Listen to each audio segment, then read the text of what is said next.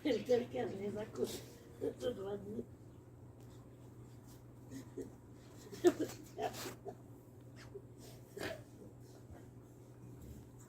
Keď ty žil.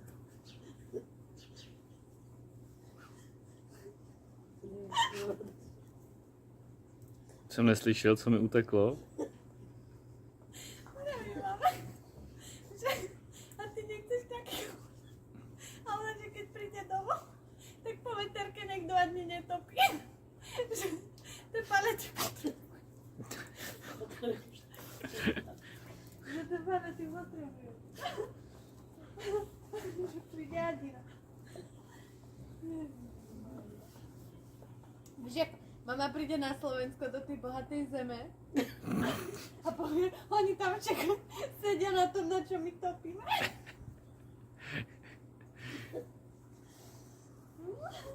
Jako a to pálí. Bože môj.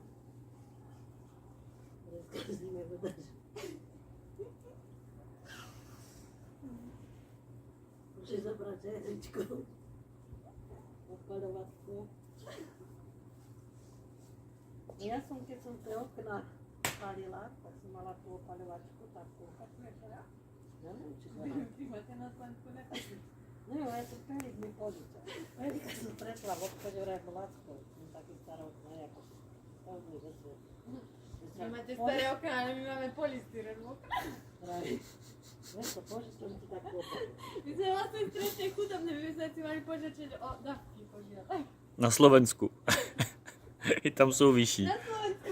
Vy moc fotiť ten gauč tých panaček. S tím topíteme, s tím žijem.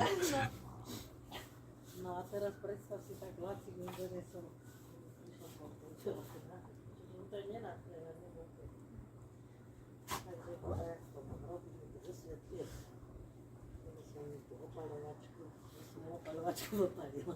Som mu upalila. Fakt? No, tak to je.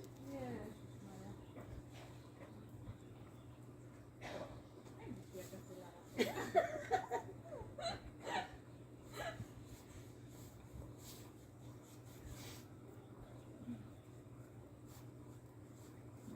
Víš, možno preto tá mama nám prišla pomôcť na taký ako sociálny pocit tu, no? Možno nám deti tak príde slovenská sociálka. Keby vidia ten gauč.